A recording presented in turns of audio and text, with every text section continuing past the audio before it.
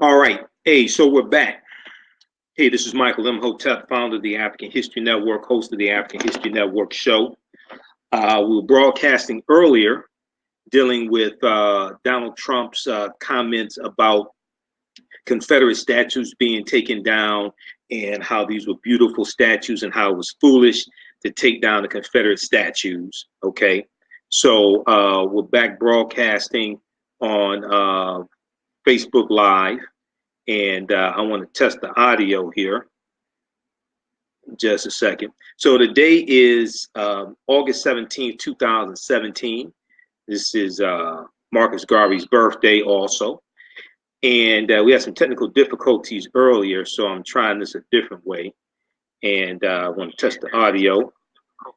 Okay, so the audio's good. All right, so I wanted to finish this broadcast because I'm on a panel discussion tomorrow. I'm at an event Friday morning from 9 a.m. to 12 p.m. I'm at the 35th Annual African World Festival Friday, 2 p.m. to 4 p.m. General Motors Theater. I'm on a panel discussion dealing with the effects of racism on African Americans. So I wanted to finish this broadcast, okay? Because I have a lot of work to do. All right, so how's everybody doing? You should be able to hear me. Also, should be able to hear me well. I checked the audio, sounds good. Okay, so when we left off, we were talking about General Robert E. Lee, all right?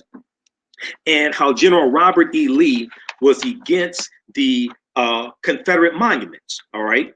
And we know that Trump came out, Trump in a series of tweets this morning, he talked about how it was Stonewall Jackson and General Robert E. Lee today. It could be George Washington, Thomas Jefferson tomorrow. He said that sad to see the history and culture of our country being ripped apart with the removal of our beautiful statues and monuments. You can't change history, but you can learn from it. Robert E. Lee, Stonewall Jackson, who's next? Washington, Jefferson, so foolish. Also, the beauty that is being taken out of our cities, towns, and parks will be greatly missed and never be able to be comparably comparably, I think it said replaced. Okay. Go back and watch part 1 and part 2 of this broadcast because I dealt with that. All right. How's everybody doing? Share this broadcast on your own Facebook page. Invite your friends to tune in. I'm broadcasting this time without the microphone. I'm not running through my mixer board. Okay. I'm trying to see where the problem is. So far, so good. All right. Okay. So when we left off with the previous broadcast, and I'm going to put this on YouTube and we'll put this on the audio podcast. So people who follow my audio podcast and listen to those, we'll have this on the audio podcast today also. All right. So you can listen to the audio podcast of my shows at AfricanHistoryNetwork.com, AfricanHistoryNetwork.com. All right. So General Robert E. Lee was actually against Confederate monuments. General Robert E. Lee, who a lot of these people are celebrating, all right, and saying, General, we need to preserve the history of General Robert E. Lee and the Confederacy. General Robert E. Lee, who was a Confederate general in the Civil War, fought on behalf of the South. He was against Confederate monuments, as we talked about. CNN.com has a good article. Actually, Robert E. Lee was against erecting Confederate monuments. Actually, Robert E. Lee was against erecting Confederate monuments or Confederate memorials, it says, all right?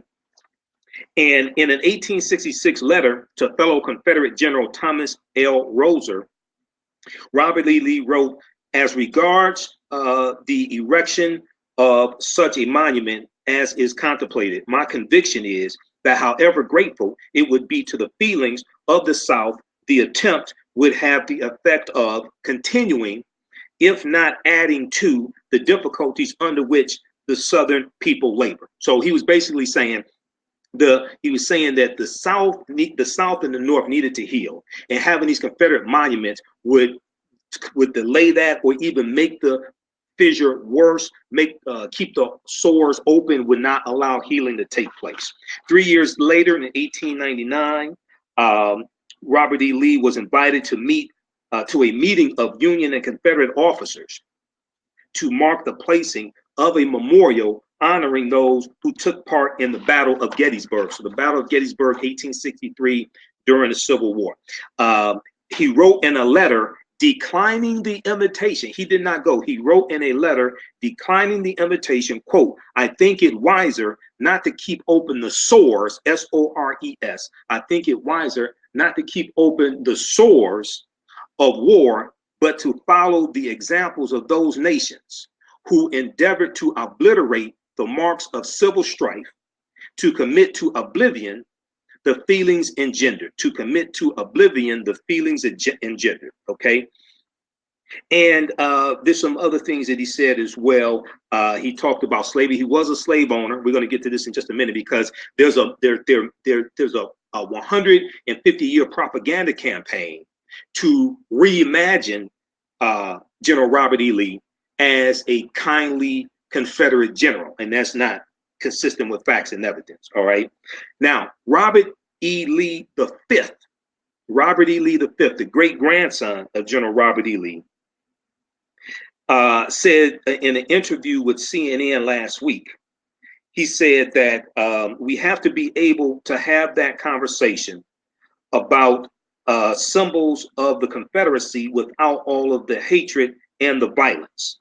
We have to be able to have that conversation about symbols of the Confederacy without all of the hatred and the violence. And if they choose to take those statues down, fine. Maybe it's appropriate to have them in museums or put them in some sort of historical context in that regard, okay? So not only was General Robert E. Lee against Confederate monuments, but even his great-grandson, Robert E. Lee V, is against Confederate monuments as well, okay? So if we look at, then how's everybody doing? See, most of these people out here trying to preserve these Confederate monuments are talking about Southern history, what have you. They don't really understand the history. They're dealing with a lot of myths, okay?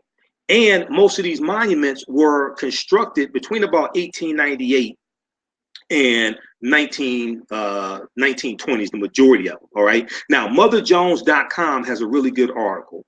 And we talked about this morning. If you saw my broadcast this morning, early, between 7 a.m. and 9 a.m., I was doing my weekly segment on Wake Up with Steve Hood, the morning show here in Detroit, on 9:10 a.m., the Superstation, Wake Up with Steve Hood, okay?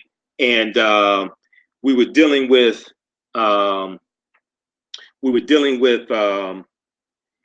the issue. We talked about General Robert E. Lee, things like this, right? So I talked about how, we talked about this article from Mother Jones, okay? And I just posted the article here. We talked about this article from motherjones.com. So Mother Jones has an article from August 15, 2017. And this is called "The Real Story Behind All Those Confederate Statues." The Real Story Behind All Those Confederate Statues by Kevin Drum.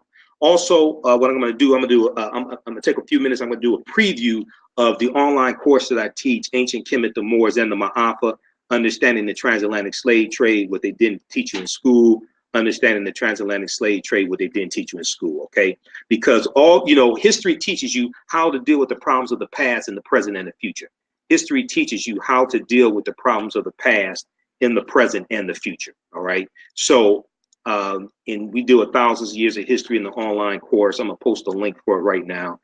You can register for it if you like. If you like this type of information, you'll love the online course. It's a 12-hour, 6-week online course. All the sessions are recorded. You can go back and watch it over and over again. We do the sessions live on Friday, 7 p.m. to 9 p.m. Eastern Standard Time. We deal with thousands of years of history, okay?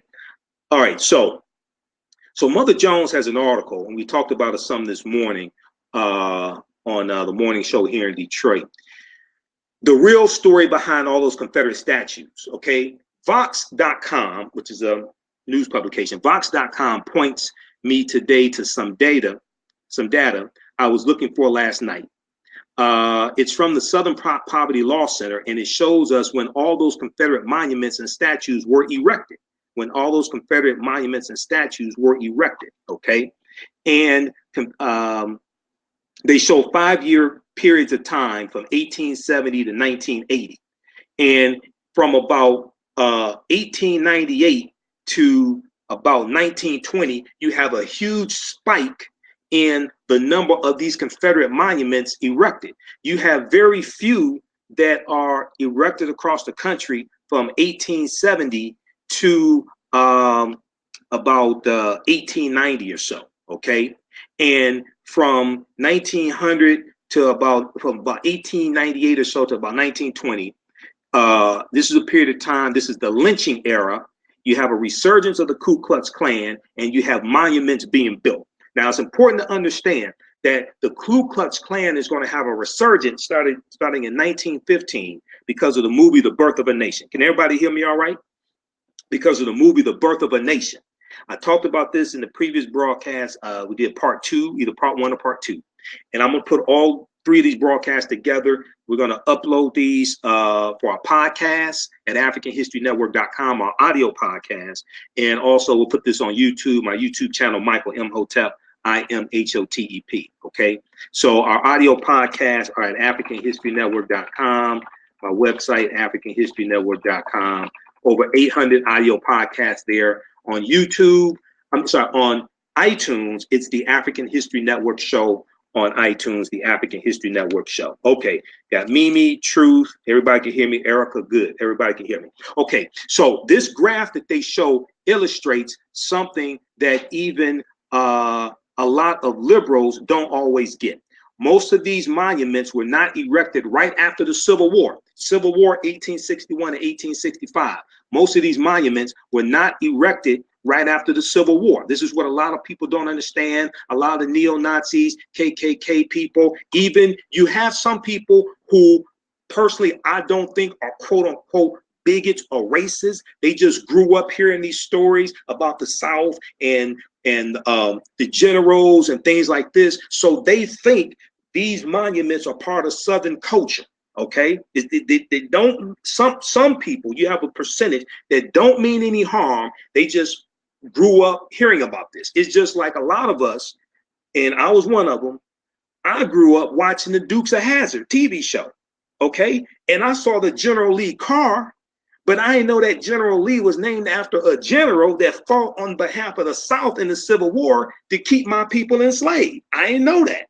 I just thought it was a cool car. And each week we saw Bo and Luke Duke, you know, fly up in the air in the car. And they said, yeehaw, things like that. We thought it was cool. And I even had I had a toy General Lee car. I didn't know it was about the oppression of African people. I didn't know General Lee. I'm not saying the Dukes of Hazzard was about this, but I didn't know that the person that the car was named after was somebody who participated in the oppression of my own people. I didn't know that. Okay, so you have a smaller percentage of white people who are trying to preserve these monuments, and they're not KKK, they're not neo-Nazis, things like this. They're just miseducated. They're just miseducated. Okay. All right. So let me flip this around, and I think I can show you this chart. Do we have it? Okay, we got it.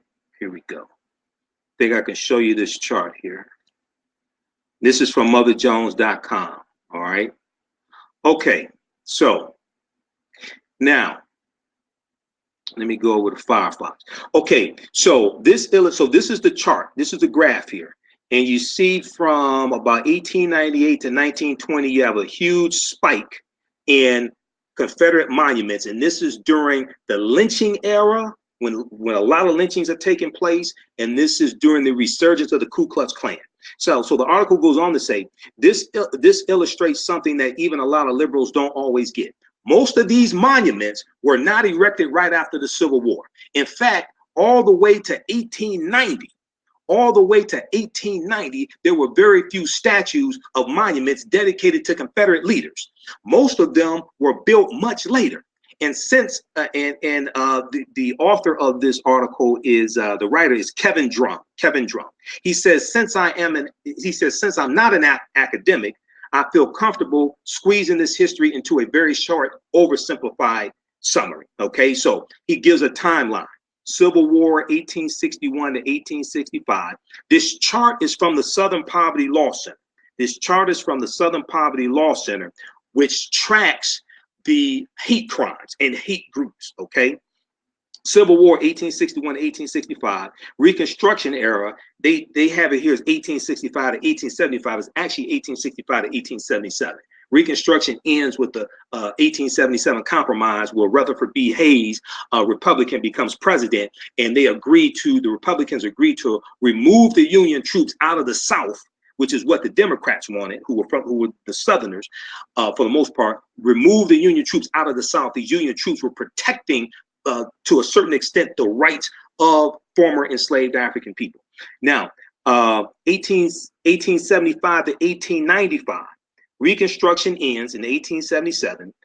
African Americans are steadily disenfranchised, allowing Southern whites to enact Jim Crow laws. In 1896, Jim Crow is cemented into place when the Supreme Court rules it is constitutional. That was Plessy versus Ferguson. Supreme Court case, 1896, which institutes the Jim Crow laws and separate but equal. Okay, this is why history, history teaches teaches you how to deal with the problems of the past and the present and future. And also, why it's so important to study our history is because what you do for yourself, what you do to yourself, and what you allow other people to do to you and get away with is based upon what you think about yourself. What you think about yourself is based upon what you have been taught about yourself, and what you've been taught about yourself is based upon everything you've read, heard, and seen about yourself. Okay, now 1895 to 1915, 1895 to 1915, this period of time, with African Americans disenfranchised and Jim Crow laws safely in place, Southern whites began a campaign of terror against African Americans. Lynchings skyrocket. The KKK becomes resurgent, and whites began building Confederate statues and monuments in large numbers. So these Confederate statues were not designed to honor. When you study this history, these Confederate statues were not designed to honor the Confederate heroes after the Civil War ends. They were designed to terrorize African Americans and put African Americans back into their place when you have the Jim Crow laws. Because of 1896, Plessy versus Ferguson, you have African Americans being disenfranchised. You have gains that they were being made under Reconstruction being rolled back. And these are symbols of hatred to put African Americans back in their place. And this is the same period of time where you're going to have a resurgence of the Ku Klux Klan. This is when you're going to have a large amount of these Confederate monuments built. But this is history that most people don't know. This is history a lot of African Americans don't even know. Okay, so let me repeat this: the period of 1895 to 1915. So if we go here and look at the chart, we see this huge spike. Okay, we see this huge spike, and it's in the period of 1895 to about 1915. You see a huge spike in the number of Confederate monuments built. Okay, and in 1 year, in this period of time, you're going to have 140. In that period of time, you're going to have about 140 Confederate monuments built. All right, so 1895 to 1915.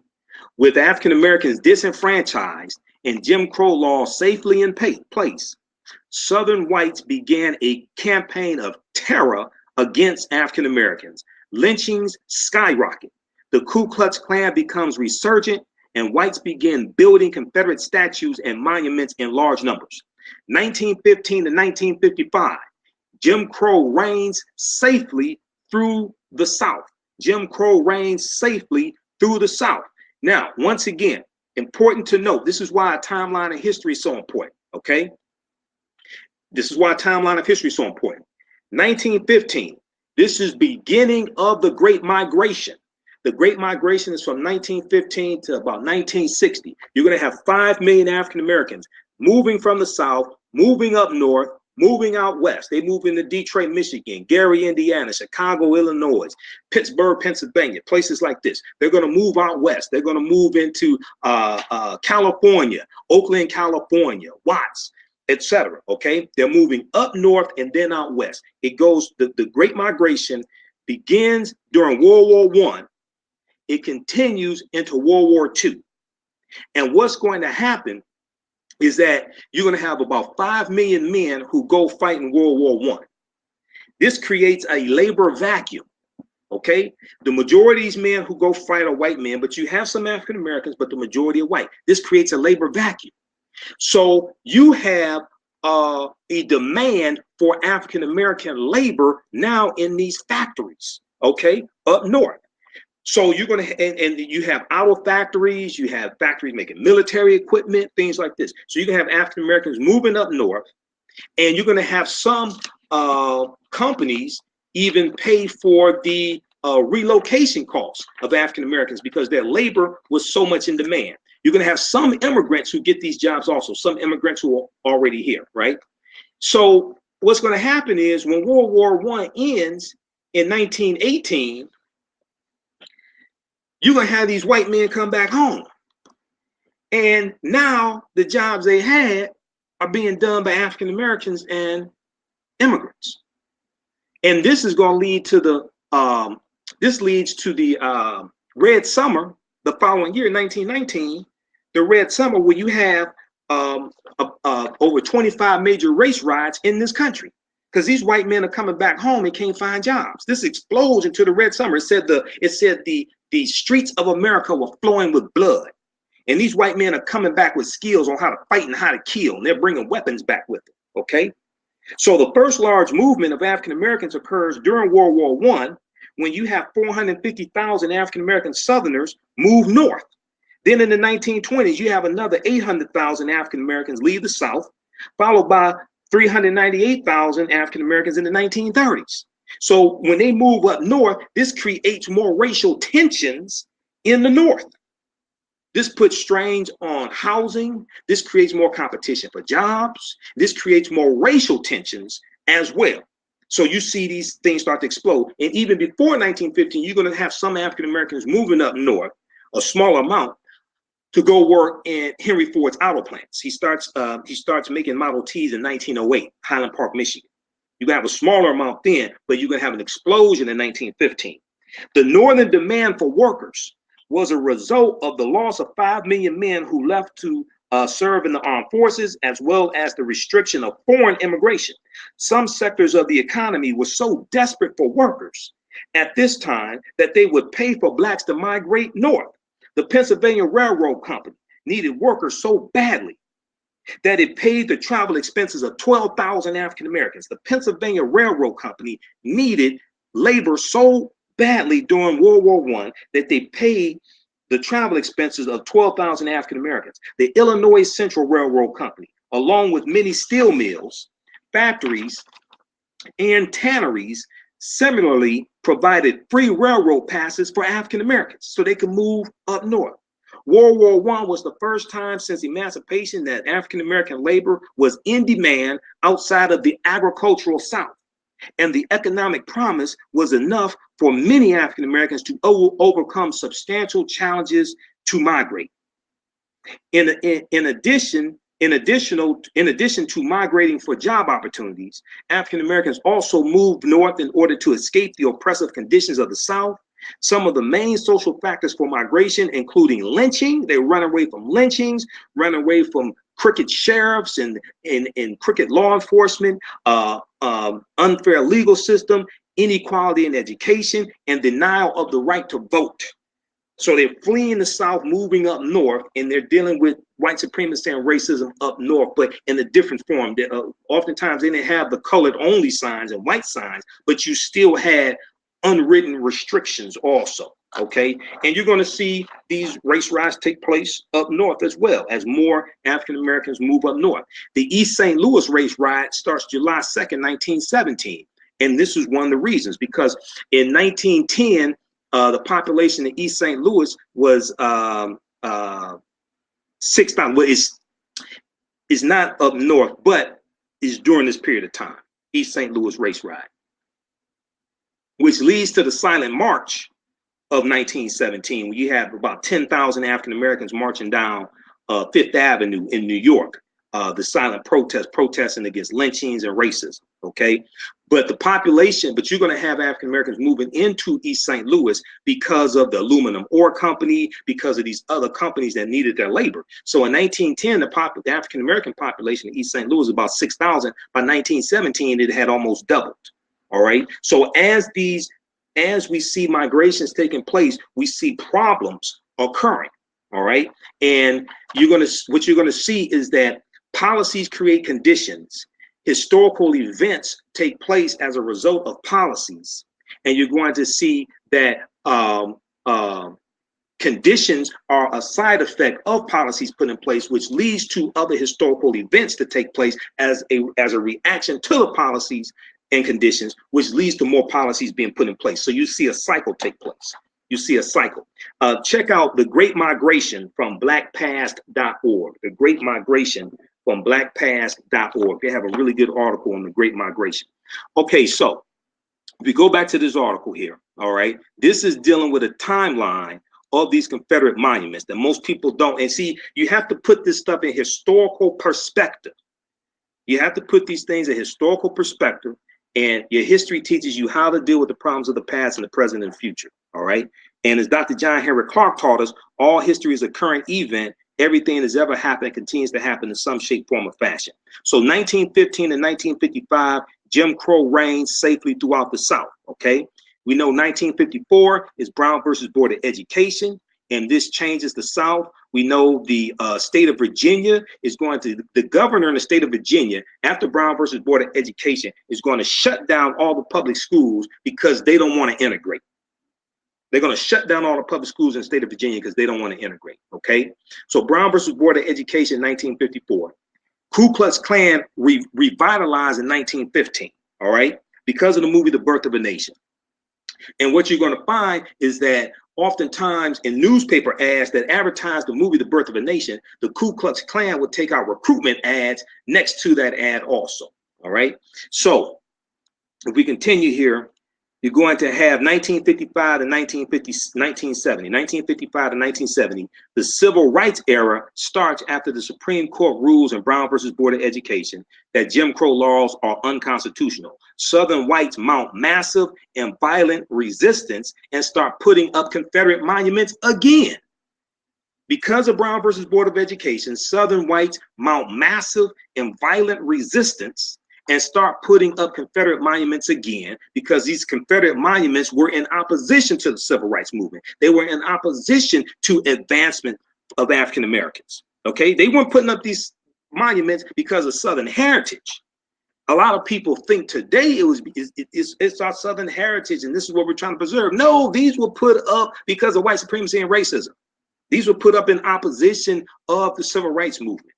Okay, and African Americans getting trying to actualize what we're told that the Constitution tells us is already ours. Yes, these monuments were put up to honor Confederate leaders, but the timing of the monument building makes it pretty clear what the real motivation was: to physically symbolize white terror against African Americans. They were mostly built during times when Southern whites were engaged in vicious campaigns of subjugation against African Americans, and during those campaigns, the message sent by a statue of Robert E. Lee in front of a courthouse was loud and clear. No one should think these statues were meant to be a somber post-bellum, which is after slavery, after the slavery period, post-bellum reminders of a brutal war. No one should think that these statues were meant to be a somber post-bellum reminder of a brutal war. They were built much later, okay? And most of them were explicitly created to accompany organized and violent efforts to subdue African Americans and maintain white supremacy in the South. I wouldn't be surprised if even a lot of Southerners don't really understand this, but they should learn.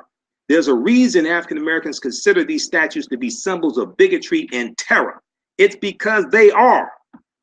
It's because they are. See, this is history right here, okay? So check this out, motherjones.com, the real story behind all those Confederate statues. The real story behind all those Confederate statues. There are at least 8 Confederate statues at the U.S. Capitol building also. In DC, there's at least 8 Confederate statues there. So this is a timeline. You see a spike during the civil rights movement. After Brown versus Board of Education, 1954, you see a spike then. You see a huge spike in Confederate monuments being built during the period of time of 1895 to 1915, a huge spike. And this is the period of time where you have a lot of lynchings and the resurgence of the Ku Klux Klan. All right. So, all right. Go to motherjones.com.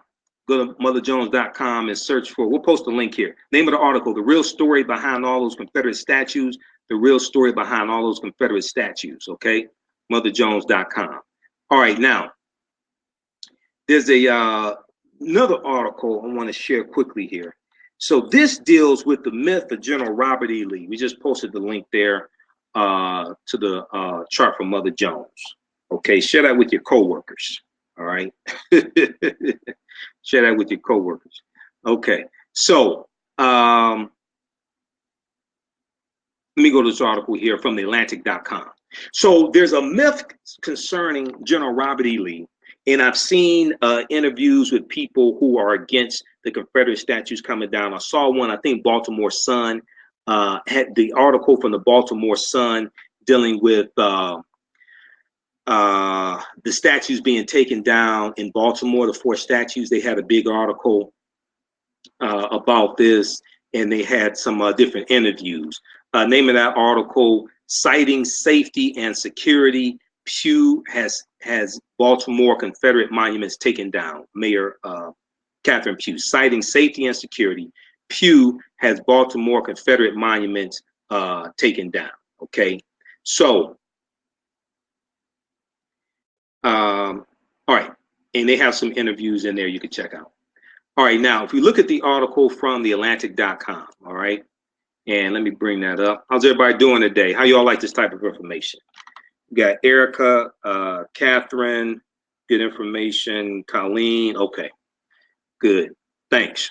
Because I'm moving excuse me, moving a little quickly because this is my 3rd try trying to finish this today after doing 2 hours of radio this morning.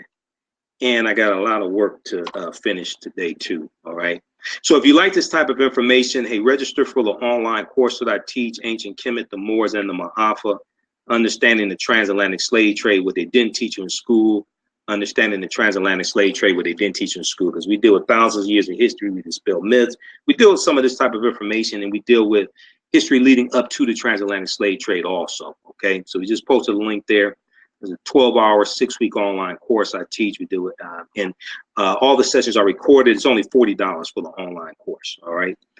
Okay. So, and as soon as you register, you can watch session number 1, which is last Friday. Session number 2 is this Friday, and there's 20 hours of bonus content also you can watch as well.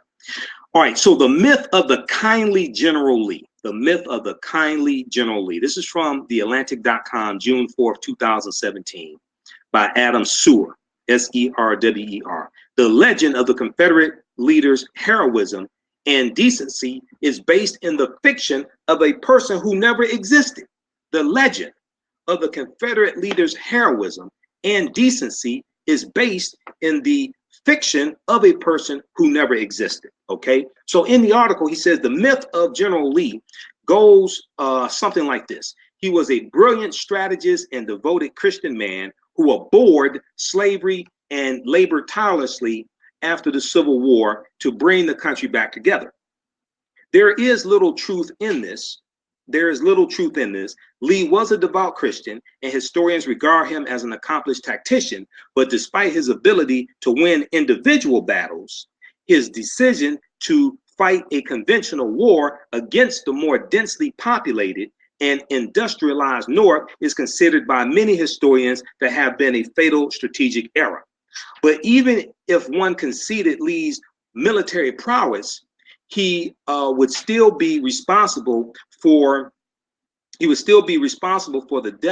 deaths of hundreds of thousands of Americans in defense of the South's authority to own millions of human beings as property because they are African American, because they are Black. Okay.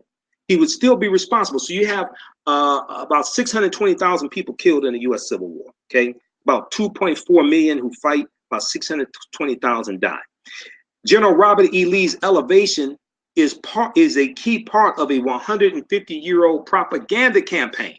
A 150-year-old propaganda campaign designed to erase slavery as the cause of the Civil War and whitewash the Confederate cause as a noble one.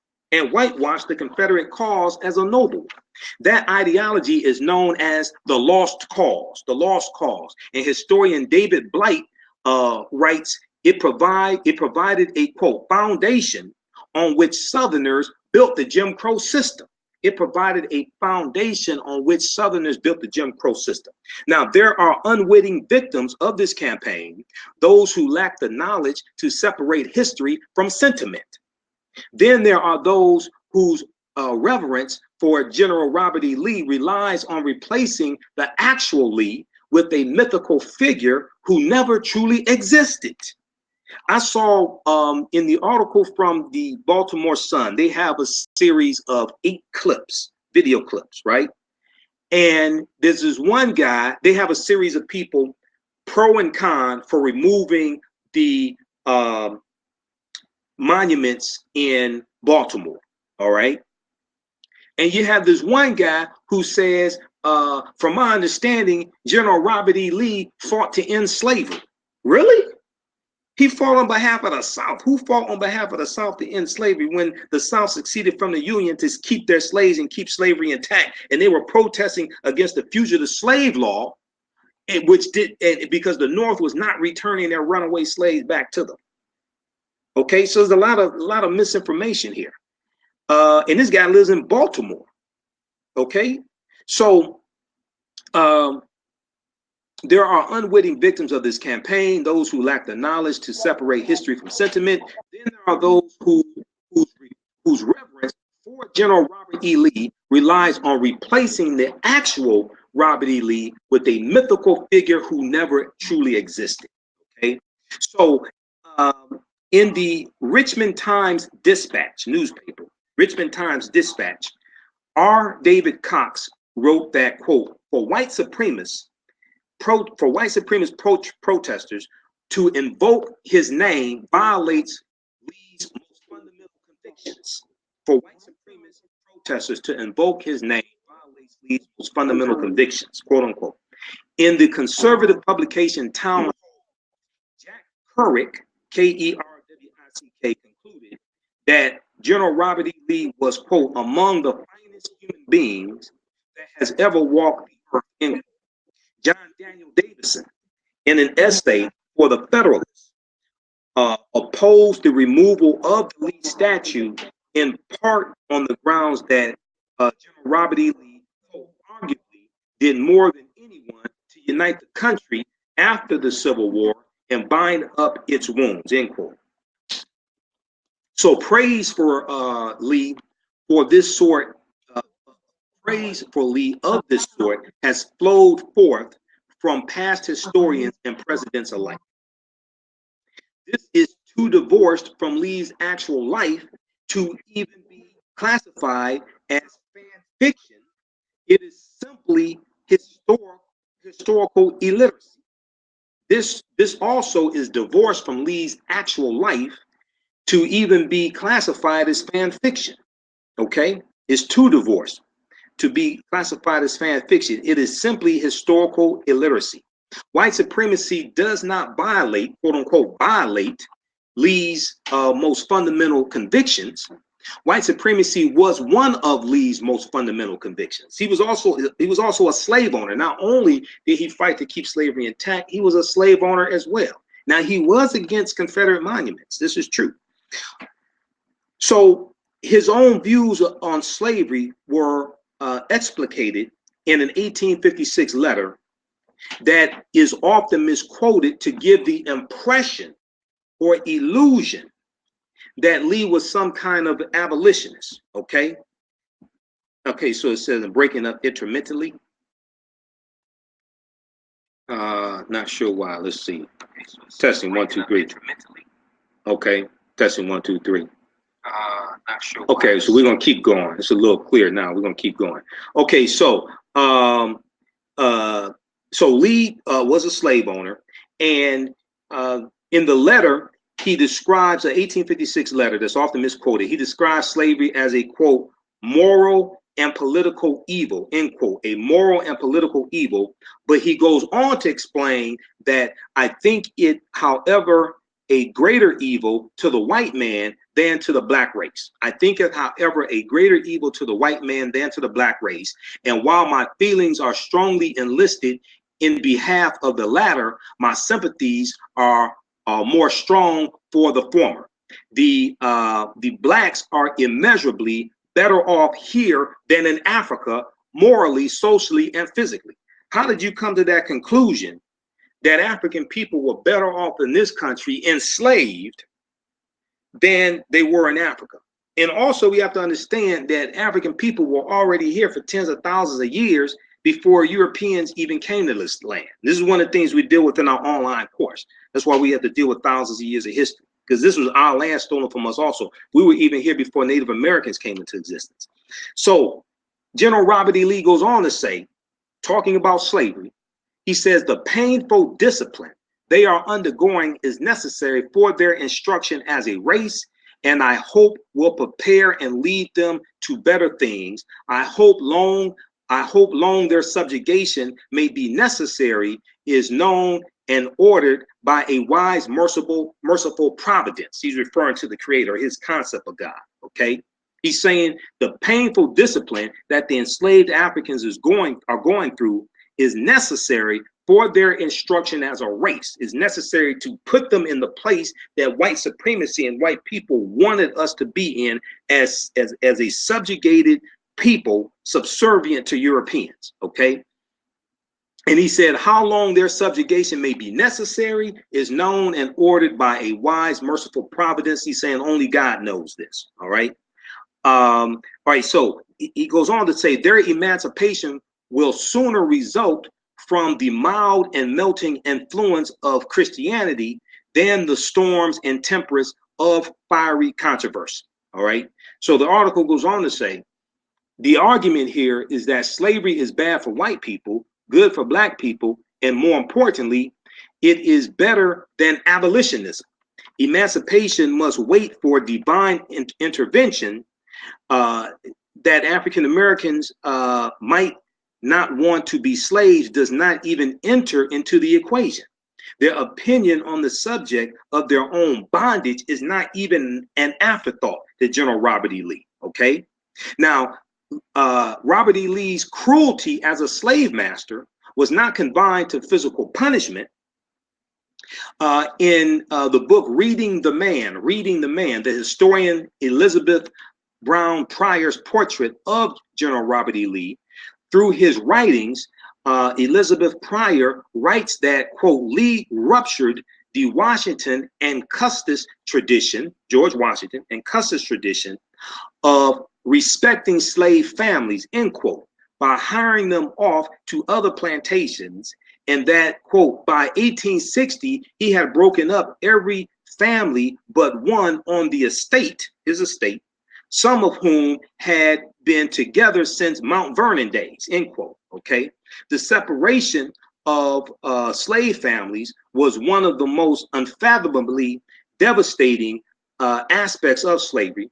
And Elizabeth Pryor wrote that Robert E. Lee's slaves regarded him as, quote, the worst man I ever see, end quote, the worst man I ever see, okay? So you can read more about this. Check out the article from the Atlantic.com, The Myth of the Kindly General Lee, the myth of the kindly General Lee. This is, he has been reimagined through a 150-year propaganda campaign, which is mainly based upon myths about Robert E. Lee, okay? So this is why you have to understand history, okay?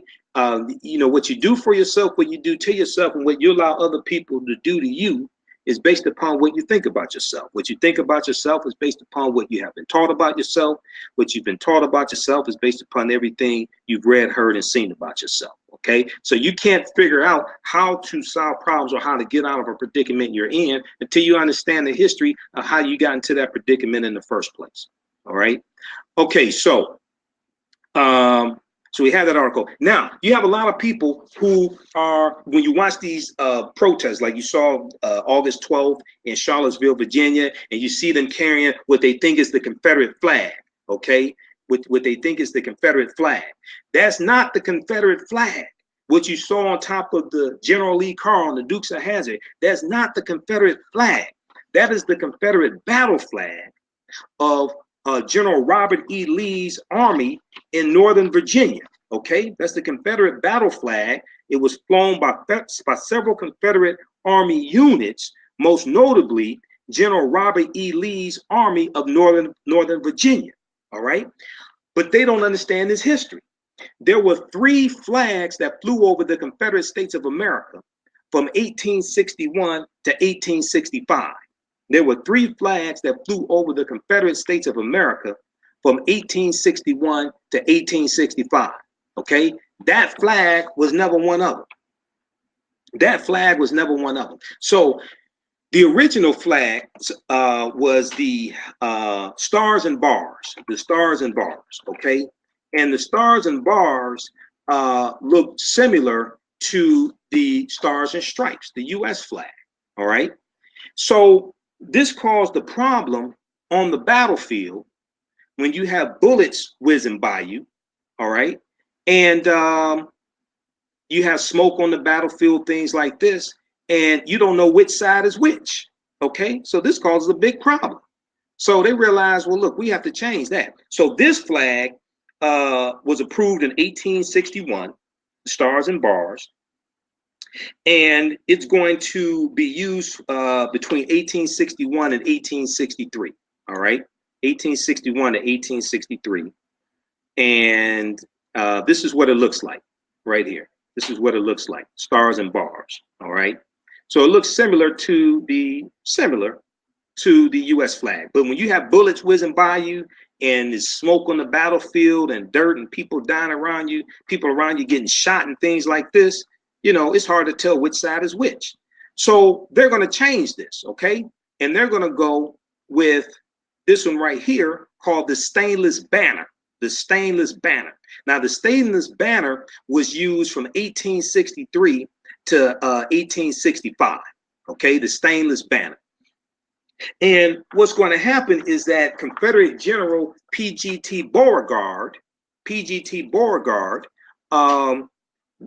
wanted something that looked distinctly different from the stars and bars because of the problem I mentioned. So politician William Portia Miles came up with the design we know today of the battle flag. You have the canton of the battle flag, the blue St. Andrew's cross with white stars and the red field. Okay, that's where that comes from. That the Confederate battle flag, that's where that comes from. That was created by William Portia Miles. Okay, he came up with the design we know today as the battle flag. All right, the blue St. Andrew's cross with the white stars on the red field, and they put this on a white flag. All right, this was known as the stainless banner. Okay, and this was used from 1863 to 1865. But this caused a problem. So when you were on the battlefield, okay, and the wind was not blowing, this flag hung straight down. Now, the flag is mainly white. A white flag on the battlefield means you surrender. So this caused the problem.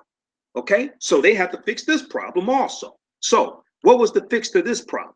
All right, so what they did was they came up with this next flag called the this was the bloodstained banner, the bloodstained banner. So it was a longer flag and it had a larger canton on it. Okay, the bloodstained banner. This was used in 1865, and it had a broad vertical red stripe, a broad vertical red stripe. So even when it was on the battlefield and the wind wasn't blowing and the flag hung straight down, you could still see that red broad stripe. So you knew that that side was not surrendered. Okay, so these are the 3 flags that flew over the Confederate States of America from 1861 to 1865. What people think is the Confederate flag is not the Confederate flag. That's the Confederate battle flag, most notably of General Robert E. Lee's army in Virginia. Okay, so once again, these white people out here talking about preserving their Southern heritage don't even understand their Southern heritage. They don't understand history, most of them. Okay, so this is why history is so important. All right. Okay, so let's continue with this, because the question is then, how did you have a resurgence of the Confederate battle flag after the Civil War ends? That's the most important question. How do you have a resurgence of the Confederate battle flag after the war ends? And General Robert E. Lee said that the Confederate flag should be folded up and put away and not brought back out, okay? Because he was against having these symbols of the Confederacy. He said this keeps the sores open, doesn't allow the healing to take place. He felt there needed to be a healing between the North and the South, all right? So, in this article from CNN.com, it talks about how slavery was a big part of why the South wanted to succeed. In their declarations of secession from the Union, some Southern states expressly mentioned slavery as a reason for their departure. Okay, when we look at South Carolina's declaration, now South Carolina was the first state to secede from the Union. I'm gonna back up for just a minute here. South Carolina was the first state to secede from the Union. South Carolina succeeds December 20th, 1860. December 20th, 1860. This was the month after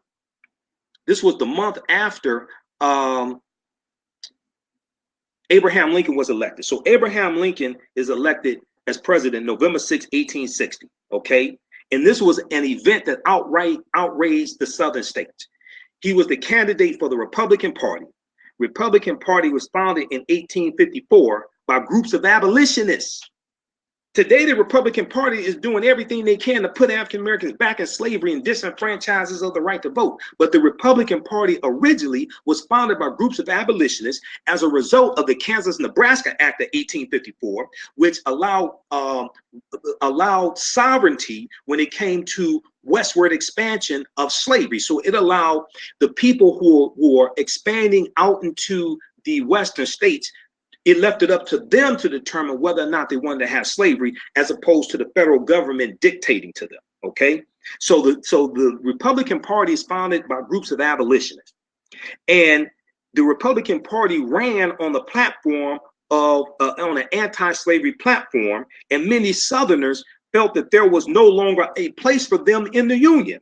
So on December 20th, 1860, South Carolina seceded from the Union, and they're the first state to secede from the Union. And South Carolina is where the Civil War starts, April 12, 1861, with the attack on Fort Sumter.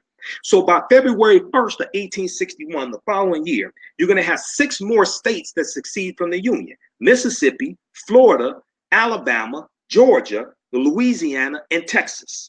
Okay, they're going to split from the Union also. And these are going to be the first 7 states that secede from the Union. They're going to create the Confederate States of America, CSA, Confederate States of America, and they're going to elect Jefferson Davis, who was a Mississippi senator, as their president.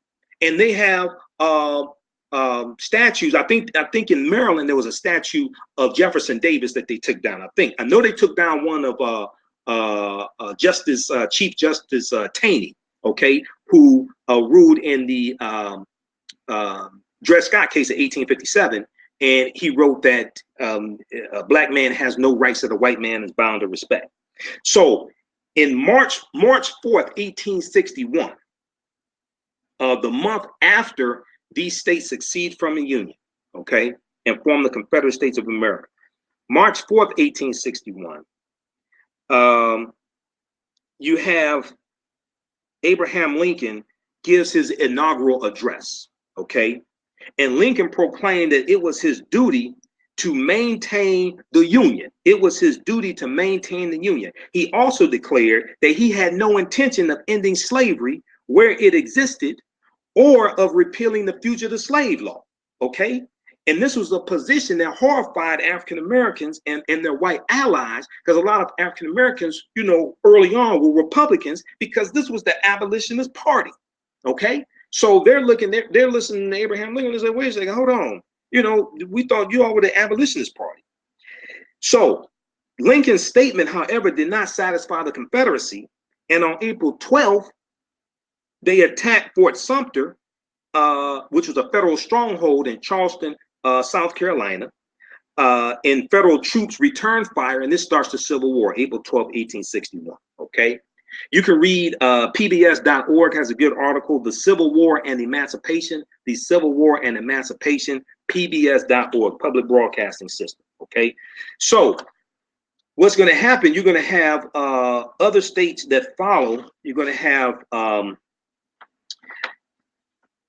Mississippi, Arkansas, North Carolina, Tennessee, and Virginia. These are going to be 4 other states that follow to join the Confederacy. All right. You're going to have border states like Delaware, Maryland, Kentucky, and Missouri.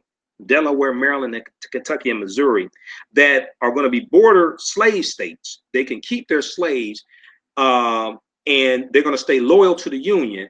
And when the Emancipation Proclamation is issued January 1st, 1863, they're allowed to keep their slaves because they're part of the Union. All right. So the Emancipation Proclamation is going to state January 1st, 1863 is going to basically state, and you can go to loc.gov and read it, loc.gov, which is the official website of the Library of Congress, loc.gov. It basically states that slaves in the states of rebellion are free, and slaves that are in the border states that are still in the Union, they're still slaves. This is basically what it says. Read it. It gives you all these exceptions and says, oh, those people, those are still slaves. And even states that were in the Confederacy but still came under the control of the Union, those slaves were still enslaved also. The Emancipation Proclamation is not what people think it is. All right. So in their declarations for seceded from the Union, they stated that it was because of slavery. South Carolina said an increasing hostility on the part of the non-slaveholding states to the institution of slavery has led to a disregard of their obligations. The state of Mississippi aligned itself with slavery right off the top. In its declaration, they said, quote, our position is thoroughly identified with the institution of slavery, the greatest material interest of the world. Okay. So they made it plain. Now, some of them mentioned states' rights, but the states' rights were in relationship to keeping slavery intact, okay, and their right to have slaves. So some of them mentioned states' rights, but this was in relationship to keeping slavery intact, all right? And one of what I was looking for here, all right, but so you can check this out yourself, all right? So what's going to happen is, okay, here we go. So the Atlantic.com has another good article, Why There Was a Civil War, okay? And so Mississippi said, our position is thoroughly identified with the institution of slavery, the greatest material interest of the world, okay? When they declared their secession. Louisiana, when Louisiana declared their secession from the Union, they said, quote, the people of the slaveholding states are bound together by the same necessity and determination to preserve African slavery. The people of the slaveholding states are bound together by the same necessity and determination to preserve African slavery. They made it clear who they were talking about. When you look at Texas, when Texas succeeded, their declaration was, quote, the servitude of the African race as existing in these states is mutually beneficial to both bond and free. They're saying it benefits the enslaved Africans also, and is abundantly authorized and justified by the experience of mankind and the revealed will of the Almighty Creator as recognized by all Christian nations. This is what Texas said. Let me repeat this. Texas, in their declaration in seceding from the Union, seceding from the Union, and they joined the Confederate States of America in February of 1861, they said, quote, the servitude of the African race as existing in these states is mutually beneficial to both bond and free, and is abundantly authorized and justified by the experience of mankind and the revealed will of the Almighty Creator, as recognized by all Christian nations. How many African Americans did you survey to find out if they felt slavery benefited them? Survey says hell no. How many African Americans did you survey? They said this is mutually beneficial to both bond and free. I want to see the survey results. I don't think you asked a lot. Maybe you asked Omarosa in the big house. I'm like, I mean, I don't mean to pick on Omarosa. Maybe but how many did you survey? Why there was a civil war. TheAtlantic.com, May 1st, 2017. How's everybody doing today? All right. So let me continue because I'm trying to wrap up because I got about 4 or 5 hours of work ahead of me, and I have an event at 9 o'clock in the morning I'm supposed to be at. Then I have an event at the Charles H. Wright Museum. African World Festival starts tomorrow, so I'm on a panel discussion from 2 p.m. to 4 p.m. today. Okay, so how you all like this type of information? How's everybody doing today? All right, how you all like this type of information? All right, so what happens is that the question we should ask is, how did the Confederate battle flag become what people think is the Confederate flag? How did you have a resurgence of this? Okay, so what's going to happen is in 1948, South Carolina politician Strom Thurmond, this white supremacist segregationist Strom Thurmond, he runs for president under the newly founded States' Rights Democratic Party, also known as the Dixiecrats. Okay, so this is a separate political faction. They were popularly known as the Dixiecrats. So if you listen to speeches of Malcolm X from 63, 64, Battle of the Bullet, 63, things like this, he talks about the Dixiecrats. And these were these Southern Democratic obstructionists, right? So the party's purpose was clear. In Article 4 of the Dixiecrats platform, they said, we stand for segregation of the races. We stand for segregation of the races. So Strom Thurmond is running for president on the Dixiecrat platform in 1948. Okay, and this was the year after you had desegregation of the armed forces. All right, 1947. So at campaign stops, fans greeted Strom Thurmond with American flags, state flags, and Confederate battle flags. Okay, and desegregation is going to continue as it passed milestones like the Supreme Court ruling of Brown versus Board of Education in '54, which gave African American children access to all schools. The Confederate battle flag popped up more and more. It was used as a symbol of opposition to progress being made by African Americans fighting for their civil rights. This is when you have a resurgence of this Confederate battle flag.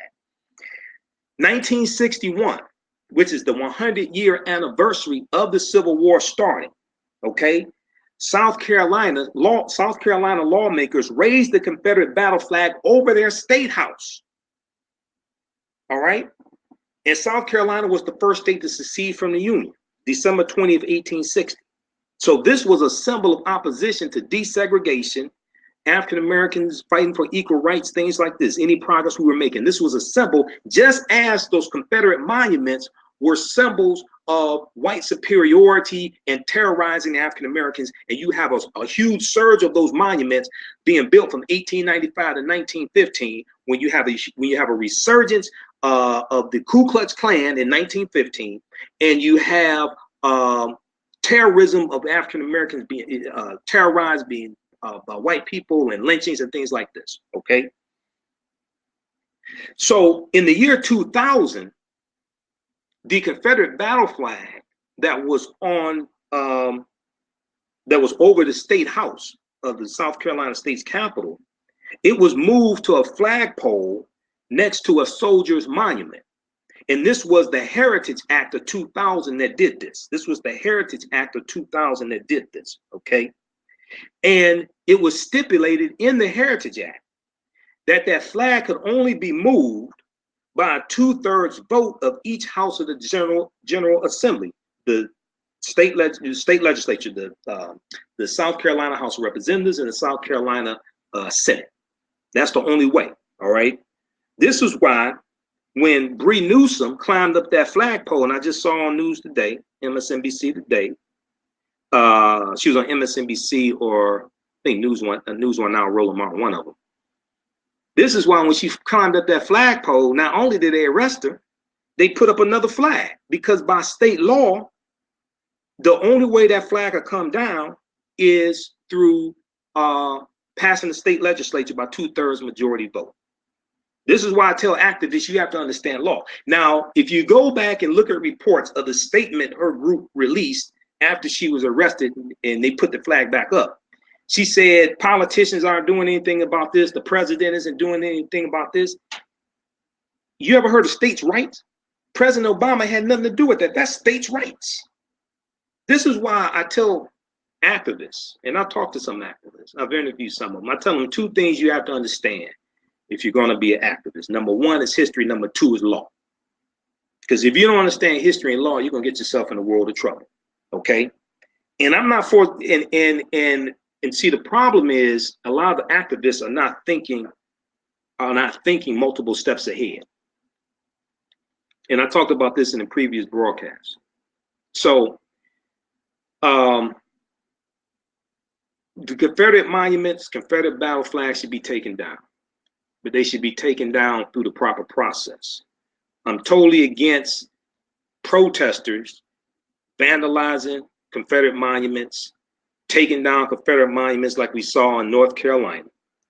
Here's why. Number one, if they do that to a Dr. King monument or a Rosa Parks monument or a Booker T. Washington monument, we would have a problem with that, and rightfully so. Number two, if you actually listen to these neo-Nazi groups and white nationalist groups, and I have, if you go watch the footage from Saturday, August 12th in Charleston, Virginia, at the protests and the interviews they did, and I have, their argument is that our history is being erased. You're trying to take down these monuments, you're trying to erase our history. And when they're recruiting people, they're talking about the war on white people. And they're saying they're trying to erase our history, okay? If you go and watch the video footage from University of Virginia, Friday, August 11th, when they had these white nationalists, white supremacists out at night with tiki torches, and they're yelling blood and soil, which is a Nazi Germany reference. And they're talking about Jews will not replace us, okay? When you have images of protesters attacking and tearing down a Confederate monument, you're playing right into their hands, because they're going to take that video footage and they're going to use that as a recruitment tool, just as the movie The Birth of a Nation was used as a recruitment tool to recruit people into the Ku Klux Klan. In the movie The Birth of a Nation rejuvenated the Ku Klux Klan, because the Klan had pretty much died out by 1915. A lot of the Confederate members of the Klan, they had died. But that movie that showed the Klan as the heroes of the movie caused the resurgence of the Ku Klux Klan. So they're going to show that video and other videos. I saw a video today on MSNBC, I think it's in Tennessee. They're talking about taking down Confederate monuments, and they show protesters spitting on Confederate monuments, things like this. They're going to use that as recruitment tools. They will use that. These white nationalist organizations will use this as recruitment tools to show proof that they are attacking our history and they're trying to replace us. So we have to be smarter than that. Okay. I like the way Mayor Catherine Pugh did it.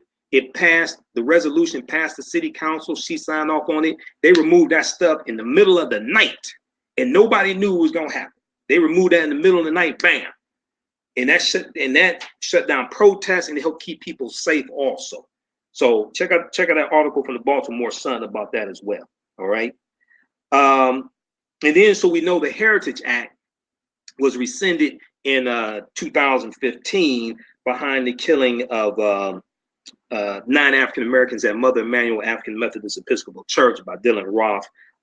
They got the necessary votes to pass the state legislature. But when you look at what happened in the state Senate, they argued for 14 hours in the state Senate. After it passed the House, they argued for 14 hours in the state Senate. It went all the way to about 2 o'clock the next morning, the arguments, because you still had some of these white state senators that did not want to take down that Confederate battle flag. And most of these white people don't know that that flag is not the Confederate flag. It's the Confederate battle flag of Northern Virginia under General Robert E. Lee's command. So a lot of these people saying, my great-great-granddaddy fought for this flag, most of them didn't fight for that, because that flag never flew over the Confederate States of America. All right. Okay. So how's everybody doing? All right. So how y'all like this type of information?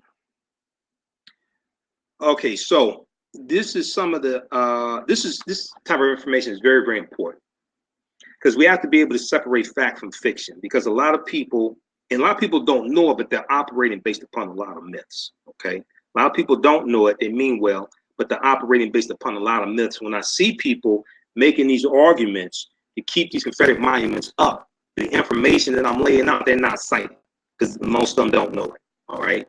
And I do not think, I do know that you have a smaller percentage of white people in the South who just think this is part of my Southern heritage, and they grew up hearing stories about General Lee and PGT Beauregard, and hear stories from their grandparents, and it's a way for them to bond and things like this. So they think this is just part of my Southern heritage, and you're attacking our Southern heritage. They're not neo-Nazis, they're not KKK, things like this. You have a smaller percentage who just don't know anything. Okay. And even the neo-Nazis and things like that, most of them are ignorant as hell either. Also, most of them are ignorant as hell as well. All right. But just because somebody wants to preserve the Confederate statues today, just because they want to do it, does not mean that I think they're bigots or white supremacists and things like this. Some of them are just misguided, don't know any better. Okay, so this is some of the type of information we deal with in the online course that I teach, Ancient Kemet, the Moors, and the Ma'afa, Understanding the Transatlantic Slave Trade, what they didn't teach you in school. Okay, I'm just going to do a brief preview of this. We do this class normally on Fridays, 7 p.m. to 9 p.m. Eastern Standard Time.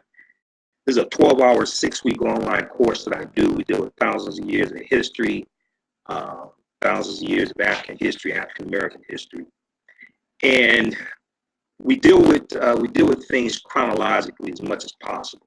Okay, we try to deal with this chronologically. Okay, voice is distorted. Let me see. I think this will clear up in a minute here. Just give me a second here. All right. How's it sound now? Just a second here.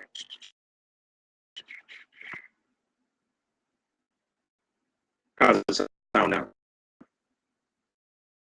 Okay, become distorted. Just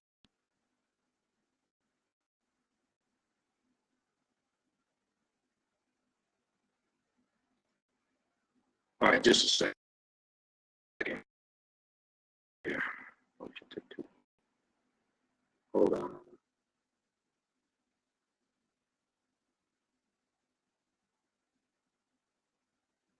All right, just a minute. Let me take a look here.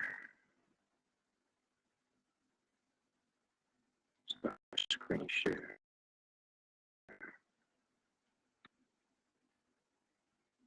Okay. How's it sound now? I'll just stop working. Try again. All right, testing 1, 2, 3. Testing. Testing. Okay, let me fix the audio. Just a second. Let me fix the audio. I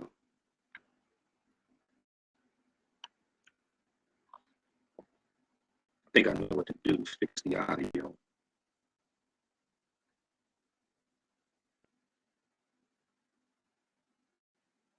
All right. I'll fix the audio here.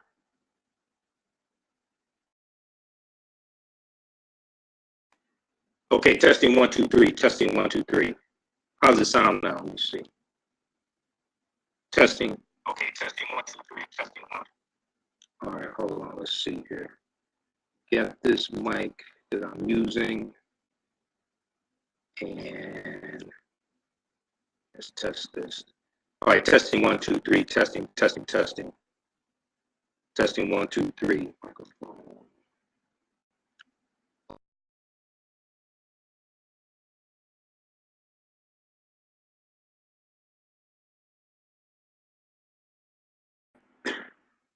All right, testing.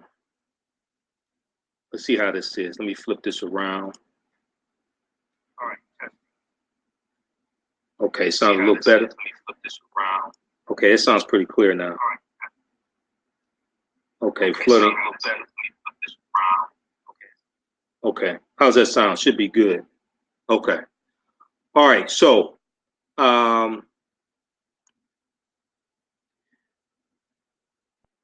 okay, so when I do the online course, you know, we do a PowerPoint presentation here. We have video, audio, things like that incorporated into it. We have book references, a lot of information. All right. Okay, so very quickly here, here's some of the things that we deal with. When we deal with the transatlantic slave trade, we cannot deal with it episodically. We can't deal with it as an episode in history, okay? We have to deal with it chronologically. We have to deal with how a sequence of historical events lead up to another event taking place, and it has a domino effect. So some of the things we deal with archaeological discoveries that have been made, a lot of archaeological discoveries. We deal with what was the transatlantic slave trade. What were some of the events that led up to the transatlantic slave trade starting? What role did Christopher Columbus play? Columbus is very important to understand the transatlantic slave trade, because Columbus never came to the land that we call the United States of America. Okay, he never came to the land we call the United States of America. In a minute here, I'm going to show you where Columbus went on his 4 voyages. We deal with when did the first Africans come to the U.S.? Did Africans sell themselves into slavery? Were African people in America before the slave trade? Because even in South Carolina, the area we today call South Carolina, you had African people in the area we today call South Carolina about 100 years before Jamestown, Virginia. And these were enslaved African people about 100 years before Jamestown, Virginia. Okay, so we deal with the 800-year occupation of Europe by the Africans known as the Moors, which is extremely important because this sets up Columbus to set sail on his 4 voyages. Software I'm using is called Crowdcast, okay? Crowdcast. And this sets up Columbus to set sail on his 4 voyages. And so you have to understand the 800-year occupation of Europe by the Africans known as the Moors. We deal with insurance companies that take out insurance policies on slave ships and enslaved Africans on the plantations, because you're going to have over 40 insurance policies in this country that took out insurance policies on enslaved Africans on the slave plantations also. We deal with Freemasonry because the Moors are going to introduce the teachings coming from ancient Egypt, coming from ancient Kemet into Europe, that are going to form the foundations of the Knights Templar, foundations of the Freemasons, Rosicrucians, things like this, okay? So it's important to deal with this chronology of history.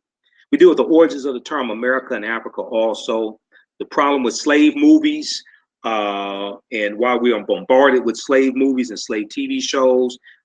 We deal with Set, and Heru, who the Greeks called Osiris, Isis, and Horus. Very, very important to understand that and study that as well. You know, this is Dr. David Imhotep. He wrote the book, The First Americans Were Africans, Documented Evidence.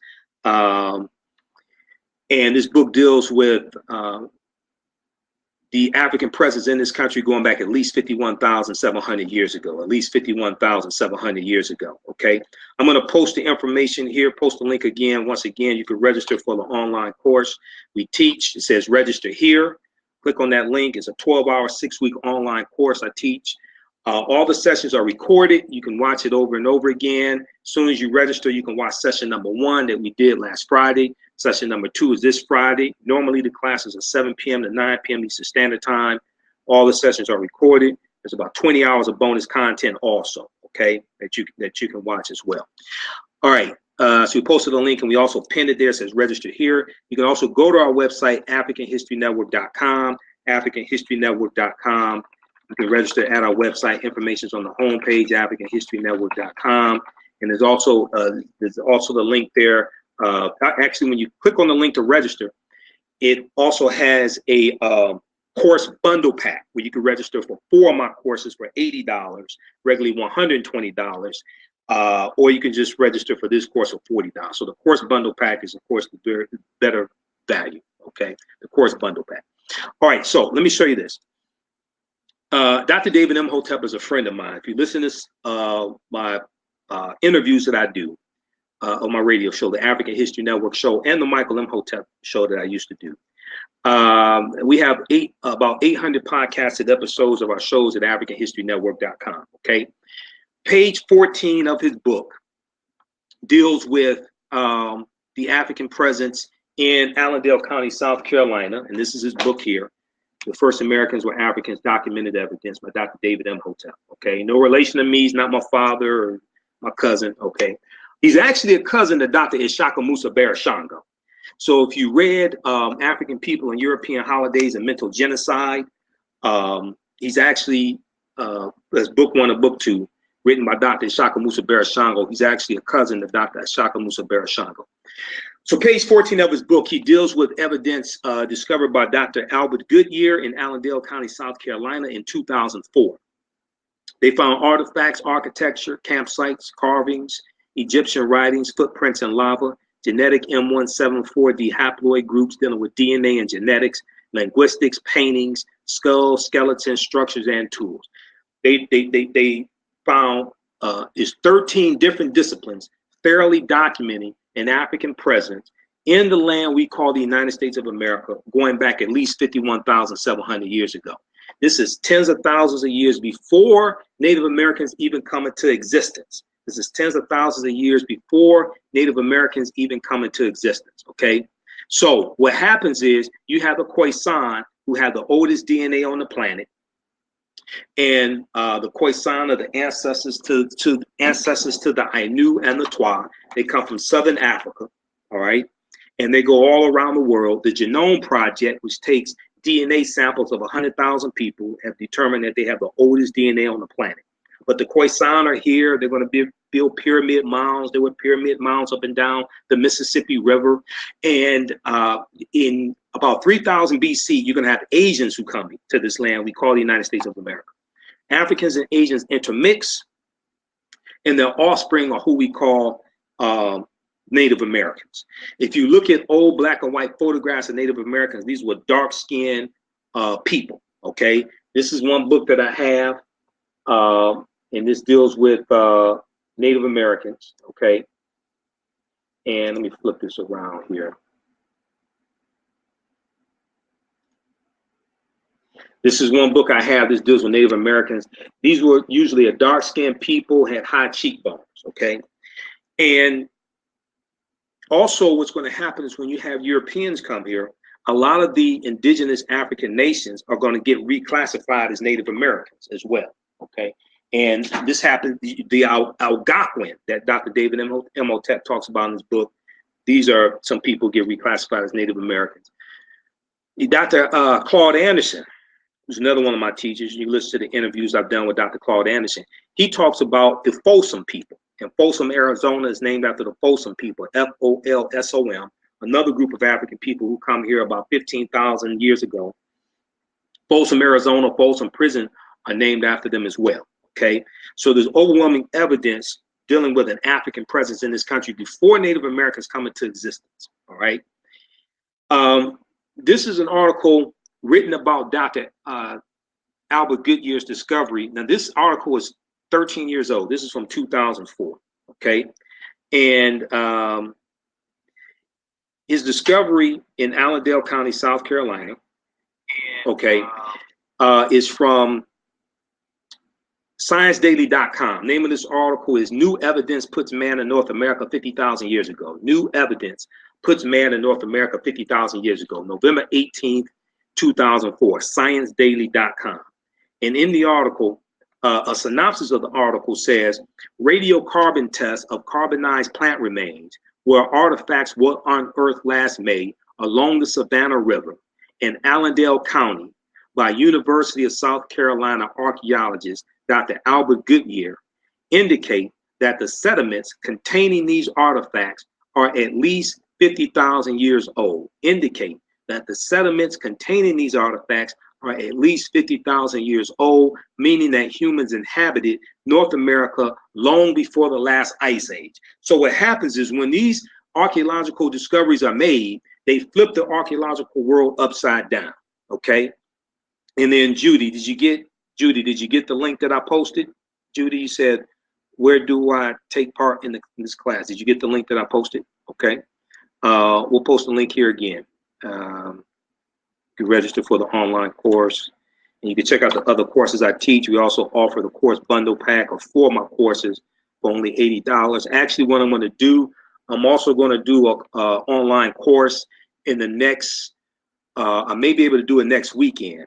African-American resistance in the era of Donald Trump, voter suppression, reparations, and how elections have consequences, okay?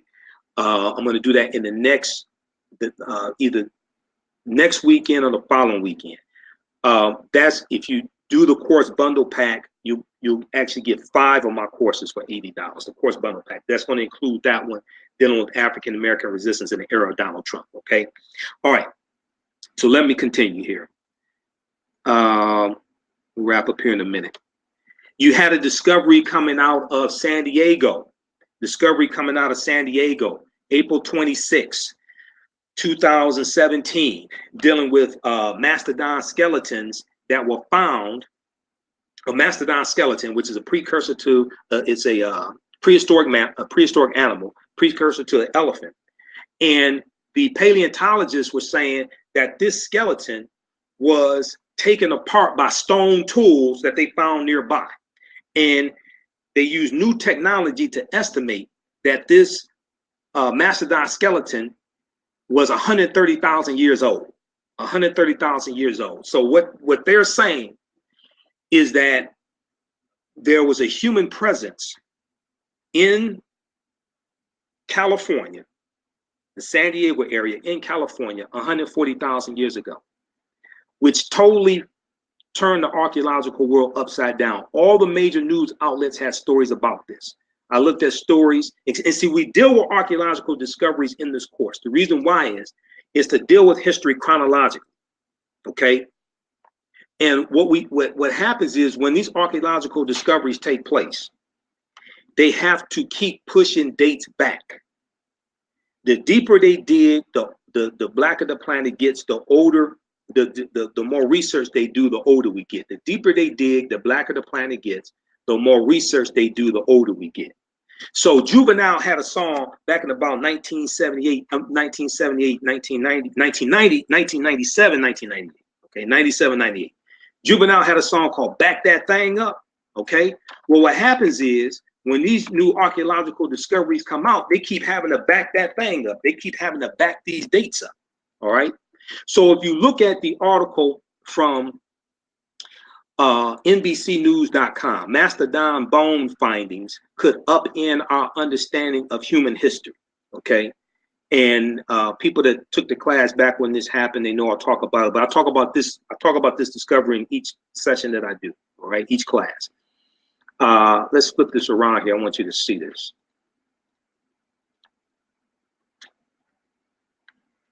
All right.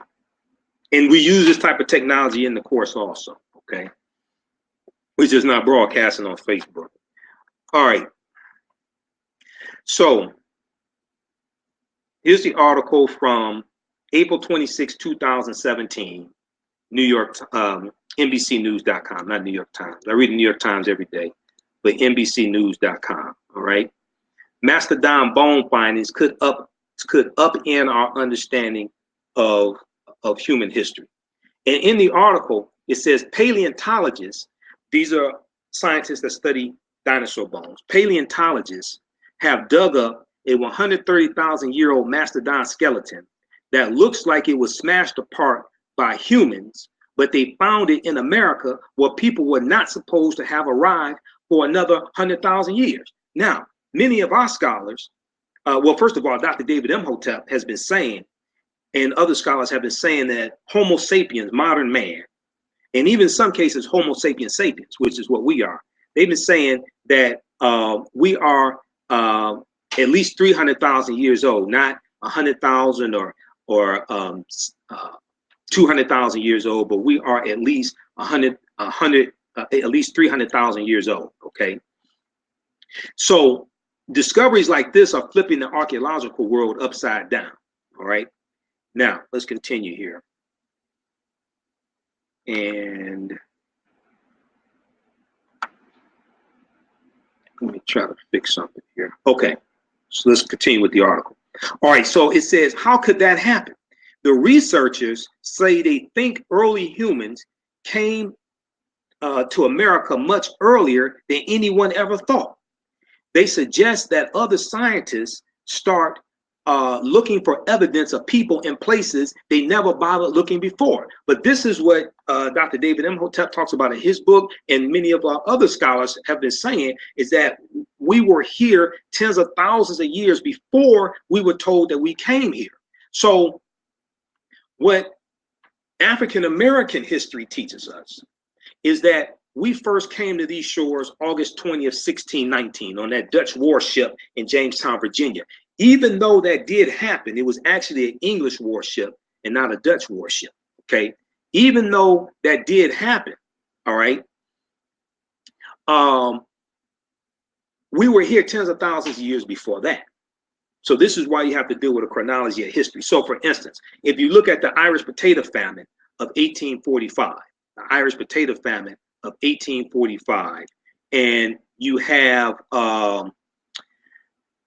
millions of Irish that flee Ireland, and a lot of them come here, okay? That did not mean that there were not already Irish here in this country, because there were Irish here in the 1700s. One migration does not mean that this was the first migration. Same thing with African people. Same thing with African people. One forced migration, okay, does not mean that there were already not previous migrations of African people. It's just something not talked about. All right, so this is some of the type of information we deal with in the course, and we try to deal with things chronologically. You know, one of my teachers, Professor Kaba Hiawatha Kamene, also known as Booker T. Coleman, formerly known as Booker T. Coleman. You see him in the Hidden Colors documentaries. You see I've interviewed him dozens of times. He talks about how to understand the existence of something, you first have to understand the pre-existence of existence, okay? To understand the existence of something, you first have to understand the pre-existence of existence, all right? So the article goes on to say, the researchers say they think early humans must have come to America much earlier than anyone ever thought.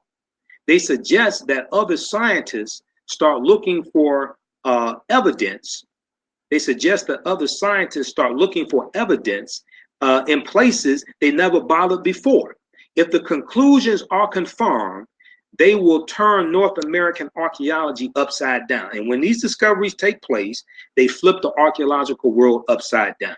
So Stephen Holland of the Center of American Paleolithic Research in South Dakota is an expert on Mastodon skeletons. He's also an expert on what Mastodon skeletons look like when they were smashed apart by humans as opposed to taken apart by other means. Now, I ain't even know, I knew about paleontologists. I didn't know they had experts that were experts on things like this, all right?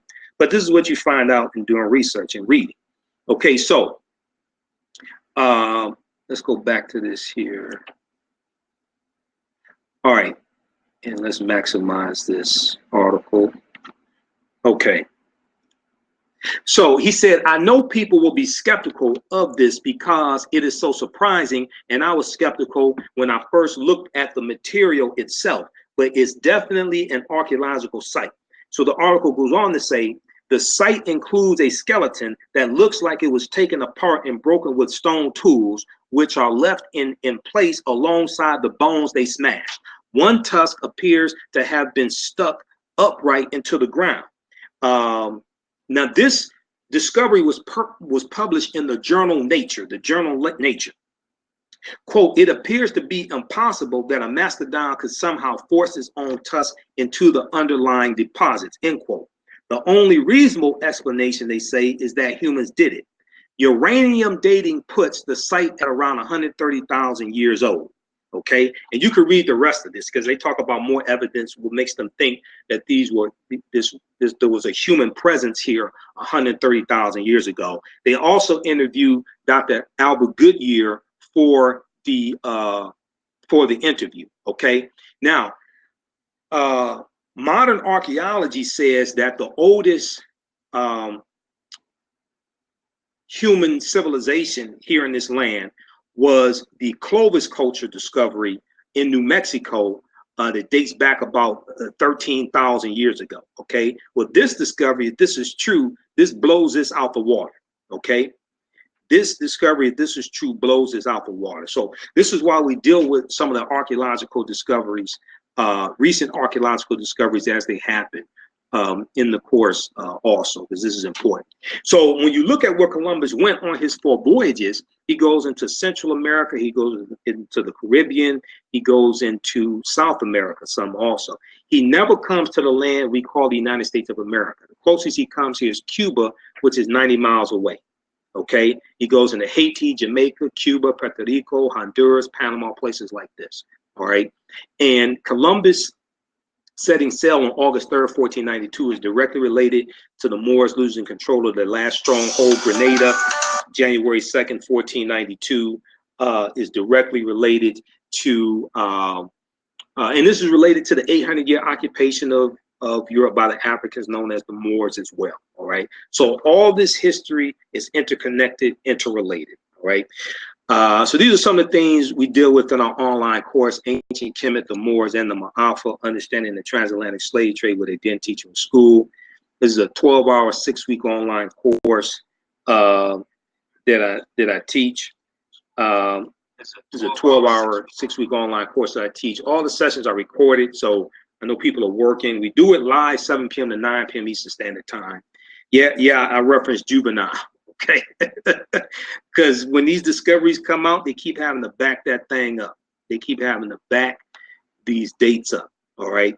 There was a discovery that came out of Morocco in early July, I think it was early July 2017. They found skeletons of Homo sapiens, modern man, that they say date back between 300,000 and 350,000 years ago. Okay, and this is over 100,000 years older than the oldest human fossils, oldest human remains that they have of modern man, which were found in Ethiopia and date back 195,000 years ago. All right. This discovery in Morocco is flipping the archaeological world upside down as well. So the deeper they dig, the blacker the planet gets, the more research they do, the older we get. All right. So these are some of the things we deal with in the online course, Ancient Kemet, the Moors, and the Ma'afa, Understanding the Transatlantic Slave Trade, what they didn't teach you in school, Understanding the Transatlantic Slave Trade, what they didn't teach you in school. You can click on the link here. We'll post it again. You can register for the online course. Also at our website, AfricanHistoryNetwork.com, you can register there as well.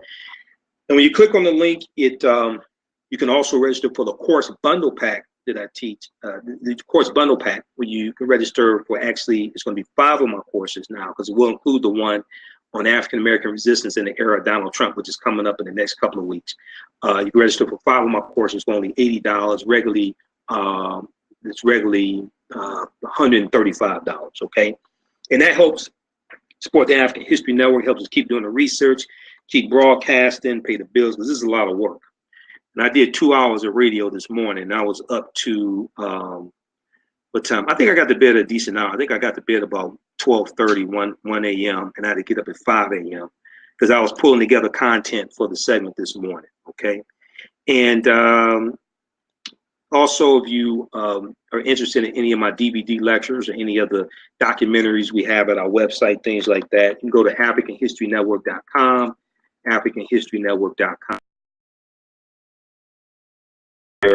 African History Network that I write. You can listen to the podcast of our shows, connection to our YouTube channel. all of that at AfricanHistoryNetwork.com. Okay. All right. So Adoa Asante said, "I love this course, but this isn't the course here. This is a preview of the course that I teach." And we were dealing with some breaking news today with Donald Trump tweeting about the Confederate statues and things like this. So this is a preview of the course that I teach. Okay. I teach the course is not on Facebook. It's in our private online course. Trump, I've said this for months, going back to the beginning, going back to when he took the oath of office. Trump is going to be forced to resign from office. I don't think he's going to make it to the end of the year. If by the skin of his teeth, he's going to make it to the end of the year, he's not going to make it to the end of next year. He's going to be forced to resign from office. And just today, Huffington Post had an article where they cite Tony Schwartz, because he brags about the book, The Art of the Deal. Tony Schwartz did not, Donald Trump did not write the book, The Art of the Deal. He had a ghostwriter. His ghostwriter was Tony Schwartz, okay? Tony Schwartz predicts that Donald Trump is looking for a way to resign from office. HuffingtonPost.com had an article today about this, and I never met Donald Trump. I just do a lot of research, and he's looking for a way out. I've said this before. I said he's not going to make it to the end of the year, and Tony Schwartz came out today in an article from HuffingtonPost.com. And Schwartz knows Trump. I never met Trump a day in my life, never talked to him, never met him. Tony Schwartz knows Trump, and he says Trump is looking for a way out. He's looking for a way to resign. He predicts that Trump is going to resign from office. Okay. Those in the Detroit area, Coffee, Breakfast, and Business is coming up Friday, August 18th, 2017. 25900 Greenfield Road, 25900 Greenfield Road, Suite 326, Oak Park, Michigan. For more information, you can go to coopexchange.net, coopexchange.net. This is a networking event. Dr. Sabrina Jackson, who is my radio sister on 9:10 a.m. the Superstation. She does the night shift, 1 a.m. to 3 a.m., sizzling talk Monday through Friday. She is the keynote speaker. This is a networking event. I'll be there also. Coopexchange.net, coopexchange.net, 25900 Greenfield Road, Suite 326 in Oak Park, Michigan. This is a free event. Come on out, bring your business cards, come ready to network. So check that out also, okay? All right. So they said Pence is worse than Trump. We'll get rid of Trump and deal with Pence. We'll get rid of Trump and deal with Pence. I think Pence is going to get caught up in this investigation also. Keep in mind, Richard Nixon resigned from office. He announced he was resigning from office August 8th, 1974. His vice president, Spiro T. Agnew, had resigned 8 months before then because Spiro T. Agnew got hit with corruption charges and tax evasion charges, and he had to resign from office. So I don't think if we deal with Pence, I don't think it's going to be for very long. Pence is going to get caught up in this investigation also. I don't think it's going to be very long. I told people this whole thing is going to be worse than Watergate, because the biggest problem with Watergate was not the Watergate break-in. That was a third-rate break-in. The biggest problem with Watergate was the cover-up. The biggest problem with Watergate was the cover-up. Okay. All right. All right. So look, we got to get out of here. Y'all can register for the course if you like. We got to get out of here. Hey, remember at the African History Network, we focus on, unless you have any questions, go ahead and post them quickly. We get through them. We got Angela, we got Kimberly, Asante, Ottawa, Asante, Reggie, Judy. Okay, we got to get out of here. I have to get to work. I have to actually do some real work. Right, this is work, but I have to do some real work now. Hey, remember at the African History Network, we focus on educating, empowering, and inspiring people of African descent throughout the diaspora and around the world, because right now it's correct wrong behavior. What you do for yourself, what you do to yourself, and what you allow other people to do to you is based upon what you think about yourself. Okay, Sis Ray Lay said, dang, I missed it. You can watch it on the replay. Remember, what you do for yourself, what you do to yourself, and what you allow other people to do to you and get away with is based upon what you think about yourself. What you think about yourself is based upon what you have been taught about yourself. What you've been taught about yourself is based upon everything you've read, heard, and seen about yourself. So when you control the radius of a man's thoughts, you control the circumference of his actions, because the mind can't do or teach what it doesn't know.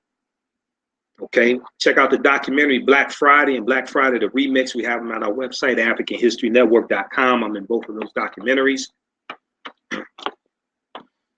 Remember, your history teaches you how to deal with the problems of the past and the present and future, because things happen in cycles. Right now, let's correct wrong behavior. It's not over till we win. We'll talk to you next time. Peace.